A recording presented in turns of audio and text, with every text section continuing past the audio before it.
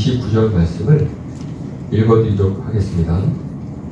의인의 희망은 기쁨을 거두지만 악인의 희망은 끊어진다. 주님의 도가 정직한 사람에게는 힘이 되지만 악행을 하는 사람에게는 멸망이 된다. 아멘. 먼저 오늘 졸업 예배로 드려진다고 이야기를 드렸는데요. 졸업자생 여러분들에게 미안한 마음도 있습니다. 좀 이렇게 화려하게 셀러브레이션도 해주고 데코도 해야 되는데 저희가 상황 여의치 못해서 그러한 준비를 못해서 미안합니다. 그런데 진심으로 졸업 축하하고요. 우리 친구들을 위해, 특별히 졸업생들을 위해 어떤 말씀을 전해야 하나 고민을 좀 많이 했었는데요. 이제 고등학교 졸업하면 거의 성인이 되는 거죠.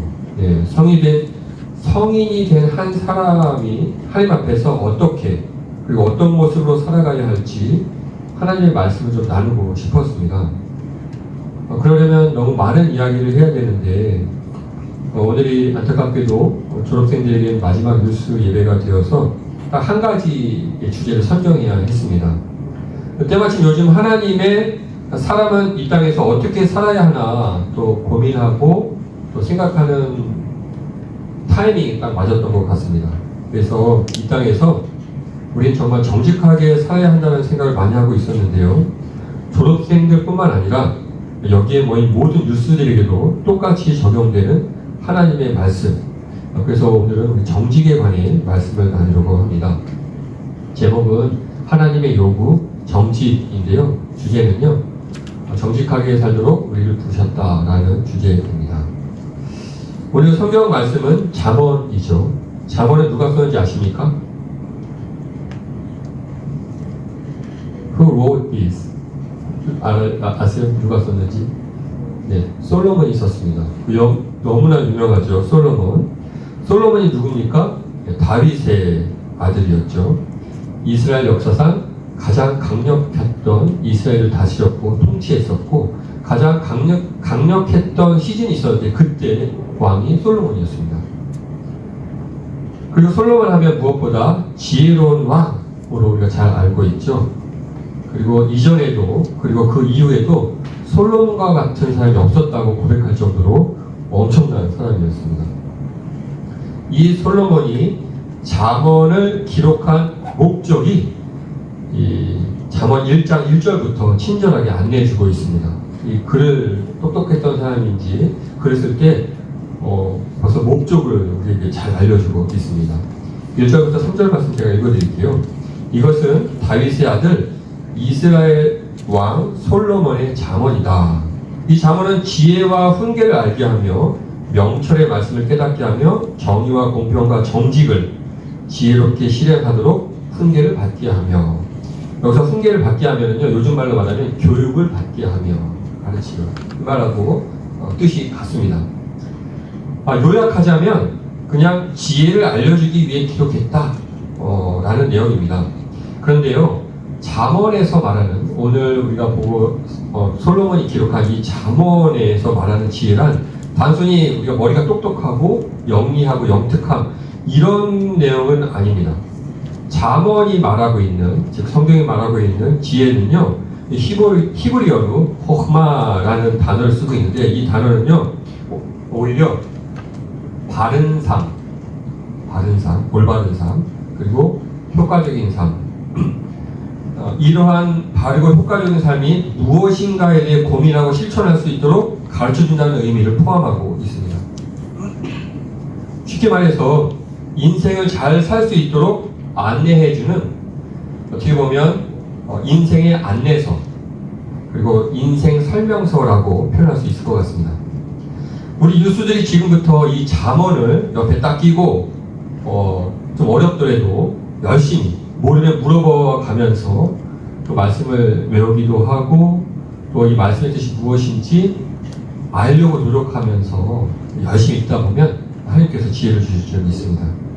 하나님의 지혜, 즉 하나님께서 우리 하나님의 백성 이 땅에서 어떻게 살아가야 할지에 대해서 하나님께서 바르게 인도해 주실 줄 믿습니다.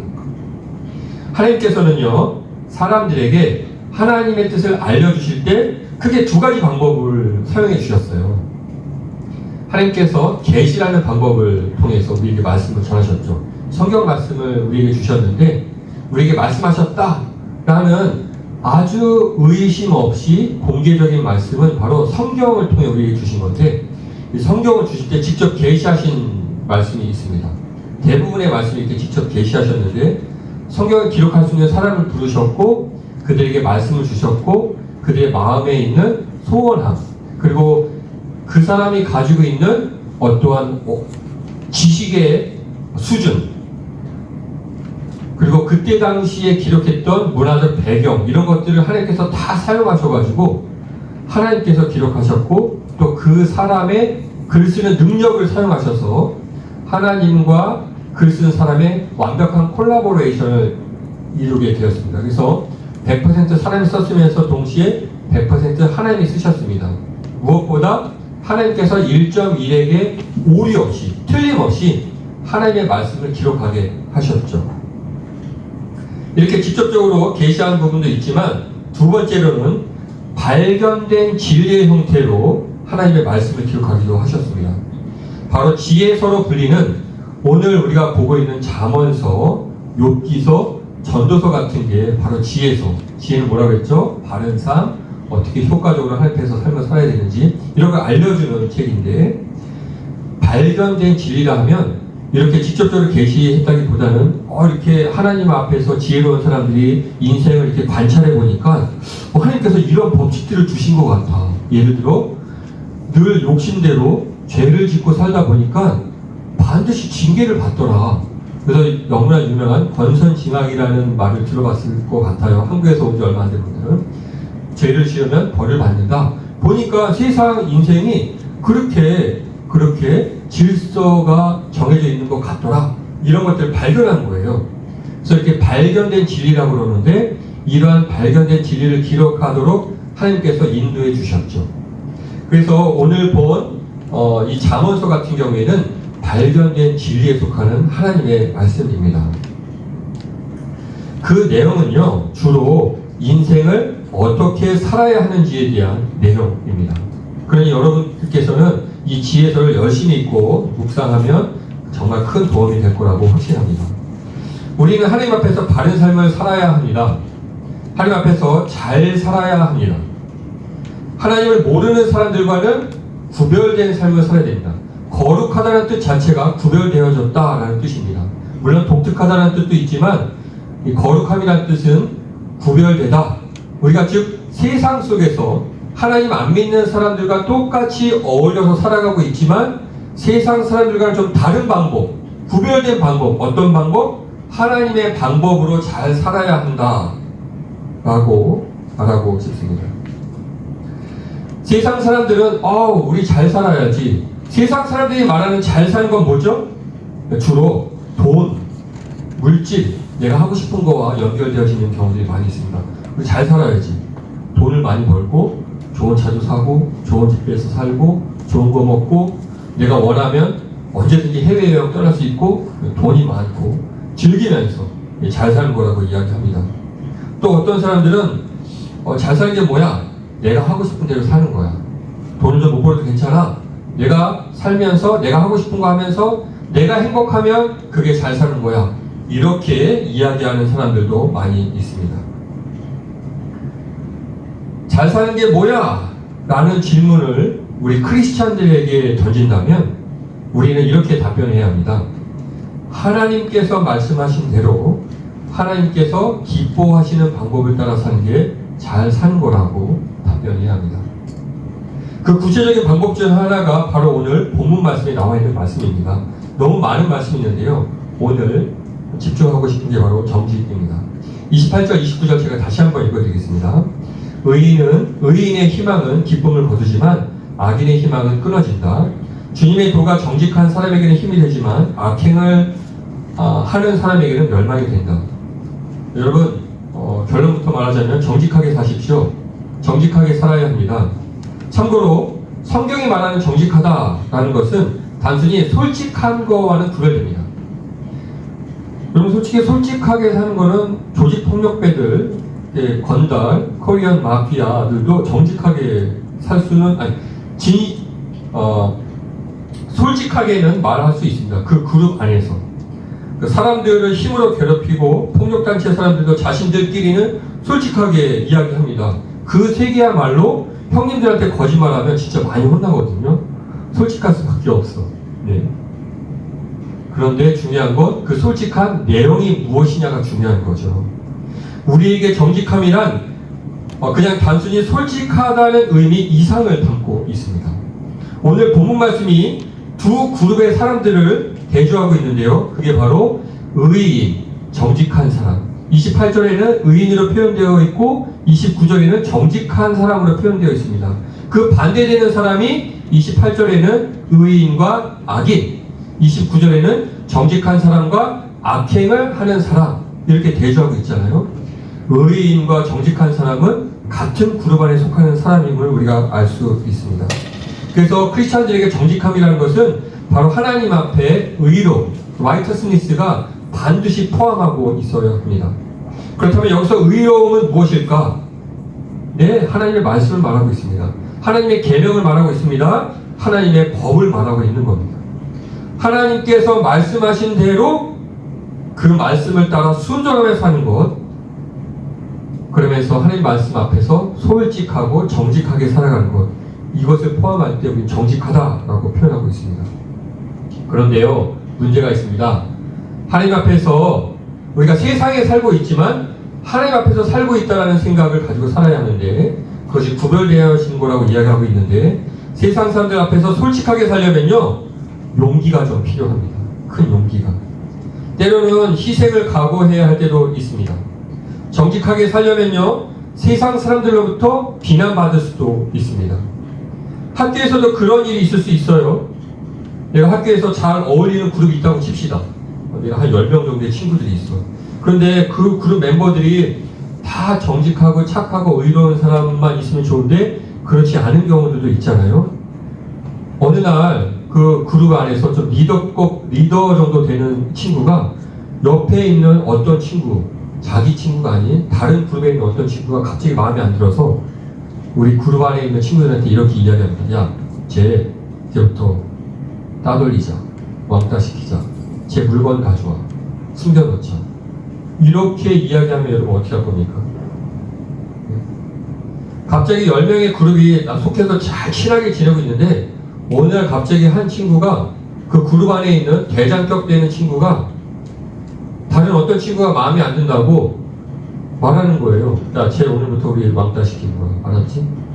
제 물건 가져와서 숨겨놔.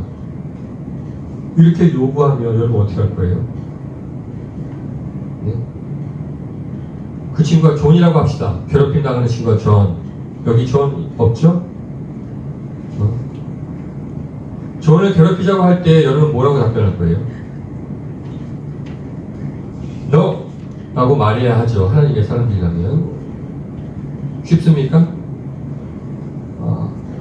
청소년의 삶도 그렇게 쉽지는 않은 것 같습니다. 쉽지 않죠. 특히 10명의 그룹 중에 7명, 8명이 그 친구의 말에 동의해서 같이 괴롭히자라고 한다면 나 혼자 빠져나오기는 정말 쉽지 않은 것 같아요. 그런데 우리는 하나님 앞에서 사는 사람이기 때문에 우리는 노라고 이야기해야 합니다. 왜냐하면 다른 사람 아무 이유 없이 괴롭히는 것, 그냥 단순히 싫다고 해서 물건을 훔치고 물건을 어디다 숨겨놓고 괴롭히는 것은 하나님 앞에서 나쁜 행동이기 때문에 그렇습니다. 때로는 정직하게 살아가는 것, 정의롭게 살아가는 것이 쉽지 않을 때가 많이 있습니다. 청소년 시기에는 그 정도 수준이지만 이제 사회에 나가면 더 큰 희생을 각오해야 할 때도 있습니다. 돈의 문제와 연결되기도 하고요. 특히 결혼했을 경우에 자신이 정직하게 삶으로 인해서 직장에서 쫓겨나 내 처자식을, 아내와 내 아들, 딸들, 사랑하는 가족을 부양하는데, 그러니까 돌봐야 되는데, 돈을 섬겨야 될 때 힘들어질 수가 있어요. 왜냐하면 내가 정직하게 하나님 앞에서 살려고 다짐하고 정직하게 어떠한 회사의 비리를 이야기했는데 회사에서 쫓겨나는 경우들을 많이 보거든요. 쉽지 않습니다. 너무 이렇게 동떨어진 이야기 하는 것 같아서 전사님 이야기를 한번 해볼게요. 전사님이 고집이 좀 센 편인 것 같아요. 그걸 몰랐는데 지나오면서 그런 것 같습니다. 주변 사람이 그렇게 이야기하니까 그런 것 같아요. 여태까지 혼자 사는 거 보면 그렇습니다. 중학교 2학년 때, 여러분 나이 때죠. 유난히 빨리 성장하는 친구들이 있죠. 보통 친구들보다 머리 하나는 더 크고 덩치도 크고. 중학교 2학년 때 벌써 대학생 형들만큼 큰 애들이 있잖아요. 보통 그런 친구들이 짱이 되곤 하는데, 이명성이라는 친구가 아니죠. 이명성이라는 아이가 있었는데, 저 사람도 머리가 하나 더 컸던 것 같다. 덩치도 크고. 짱! 일진이었어. 전사님 때는 도시락을 싸가지고 다녔었거든요. 도시락. 이 친구가 도시락을 안 싸우고 맨날 친구들 뺏어 먹는 거야. 나 그런 걸 너무 싫어하거든요. 그래서 어느 날 너무 화가 나가지고 밥 먹다 말고 입에 있는 밥풀을 그 친구 얼굴에 다 뱉어버렸습니다. 나쁜 거라고. 그래서 제가 어떻게 됐을까요? 엄청 두들겨 맞았죠. 엄청 두들겨 맞아도 해야 할 말은 해야 했습니다. 옳지 않다고 생각했고 당하는 게 너무 싫었거든요. 고집이 셌고 옳지 않다는 것에 대해서 굉장히 공격적이고 도전적이었던 것 같아요. 25살 하나님을 만나고 변화됐다고 해서 이제 그때 체육관 코치로 사범으로 일을 하고 있었는데, 어느 날 저희 관장님이 야, 제가 카펫 버리려고 하는 그 카펫을 체육관 보면 노란색 봉고차 같은 거 있잖아요. 합승차. 거기에 실으라고 해서 실었죠. 어느 날 인적이 드문 거, 사람이 별로 없는 곳으로 막 차를 몰고 가시더니 갑자기 저한테 야, 버려! 그러는 거예요. 원래 그렇게 큰 쓰레기를 버리려면 신고를 하고 돈을 내고 스티커를 붙여서 버려야 되는데 그거 아끼려고 이렇게 버리시더라고요. 그때 제가 노 못했습니다. 제가 그때 당시 제일 어려워했던 사람이 관장님이었는데, 제가 짱한테 맞아 죽는 한이 있어도 내가 하고 싶은 말을 했는데 그 관장한테는 그 말을 못 하겠더라고요. 너무 무섭다기보다는 두려웠고 옳지 않다라는 것을 말해야 했었는데 말을 못해서 제가 한동안 자괴감에 빠져 있었습니다. 내가 하나님을 만나고 하나님 앞에서 정직하게 살겠다고 다짐하고 고백했는데 어려운 사람 앞에서 올바른 이야기 못했다는 그 자괴감 때문에 많이 힘들었고 결국은 나중에 체육관을 그만두게 됐는데요. 하나님 앞에서 너무 죄송하고 부끄러웠어. 하나님을 위해 목숨도 바치겠습니다. 내가 중동을 보내주십시오. 그쪽 가서 복음 전하겠습니다. 막 이런 열정이 있었던 적이 있었거든요. 지금은 솔직히 말씀드리면 많이 죽었습니다. 근데 그때 한참 뜨거울 때도 그 말을 못했어요. 굉장히 부끄럽고 또 창피한 이야기지만 하나님 앞에서 정직하게 살아가는 것이 거창한 것도 힘들고 자그마한 부분도 힘들다는 것을 이야기해 주고 싶어서 여러분들에게 나누었습니다.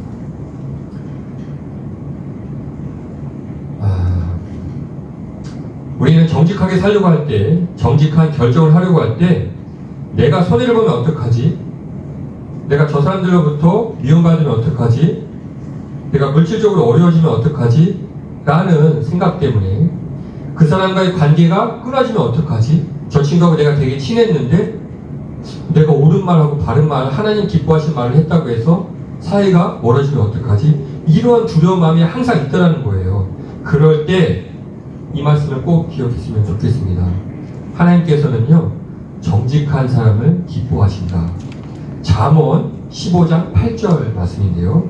제가 읽어드리겠습니다. 악한 사람의 제사는 주님께서 역겨워하시지만 정직한 사람의 기도는 주님께서 기뻐하신다. 여기서 아주 중요한 말입니다. 악한 사람도 교회 다닐 수 있습니다. 악한 사람도 제사 드릴 수 있습니다. 정직하지 않은 불의한 사람도 제사 드릴 수 있어요. 정직하지 않은 불의한 사람도 제사 드릴 수 있지만 하나님께서 우리의 마음의 중심을 아시는 분이기 때문에 악한 사람이 제사 드리고 악한 사람이 예배 드리는 것을 하나님께서는 기뻐하시지 않는다는 겁니다.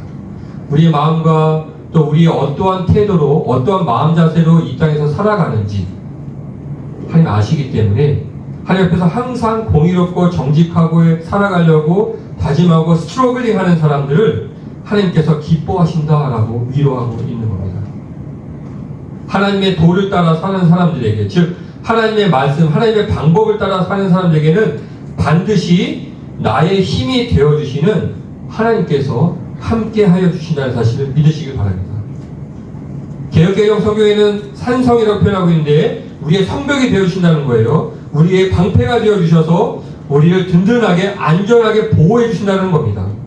우리가 정직하게 살아가려고 할 때 세상으로부터 피해를 입을 것 같은 두려운 마음이 있지만 No, 걱정하지 마라.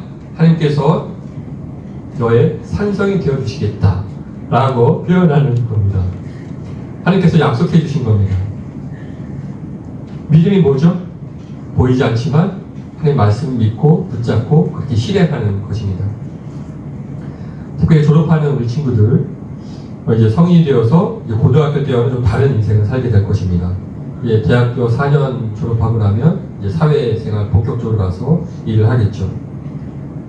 정직하지 못하게 하는 많은 유혹들, 도전들이 있을 겁니다. 하지만 우리는 하나님 보시기에 옳은 방법대로 살아가야 하는 사명자들임을 기억하십시오. 우리는 세상의 방법이 아닌 하나님의 방법, 즉 정직한 삶을 살라고 부름받은 사람들입니다. 내가 손해볼 것 같으면 금방 말 바꿔서 거짓말하는 사람이 아닌 하나님 기뻐하신 뜻대로 손해볼 것을 각오하고 정직하게 살아가야 하는 사람들이라는 것이죠. 자기 기분 나쁘게 했다고 없는 말 만들어내는 그런 나쁜 사람, 자기보다 더 잘난 사람 같으면 괜히 심술 부리고 막 이간질 시키고 루머 만들어서 저 사람 못된 사람으로 막 소문 퍼뜨리는 이런 거짓말하는 사람, 남 괴롭히기 좋아하는 사람 직장에도 있습니다. 이런 사람이 되지 마시길 바랍니다. 그리고 이런 사람들과 함께 공동 범죄, 똑같이 그 악한 행동에 똑같이 참여하지 않기를 바랍니다. 지금 당장 손해볼 것 같아도 정직하게 행동하고 말하면 하나님께서 여러분의 힘이 되어주실 겁니다. 여러분의 방패가 되어주실 겁니다. 결국 여러분을 통해서 하나님께서 이 세상을 변화시켜 나아가는 그 일을 정직하게 살려고 작정하고 다짐하고 수고하고 헌신하는 여러분들을 통해서 이루어가실 겁니다. 세상의 방법이 아닌 하나님의 방법으로, 즉 정직하게 살려고 다짐하고 노력하고 수고하고 헌신하고 기꺼이 희생하려고 각오하고 실천하는 사람들을 통해서, 바로 여러분 같은 사람을 통해서 이 세상에 거짓말하지 않아도 정직하게 살아도 저렇게 사람이 멋진 삶을 살 수 있구나, 저렇게 훌륭한 삶을 살아낼 수 있구나, 하나님께서 함께 하시면 못하는 일이 없구나 라는 하나님의 풍성한 그 은혜, 하나님의 영광이 여러분을 통해서 드러나게 될 줄로 믿습니다. 그 일에 도전하시고 기도하시고 하나님 앞에 부르짖을 때 하나님께서 여러분에게 그러한 정직한 삶을 살아낼 수 있는 힘과 용기와 능력 주셔서 넉넉하게 이 거짓된 세상을 이기며 살아갈 수 있도록 도와주실 줄 믿습니다. 기도합니다.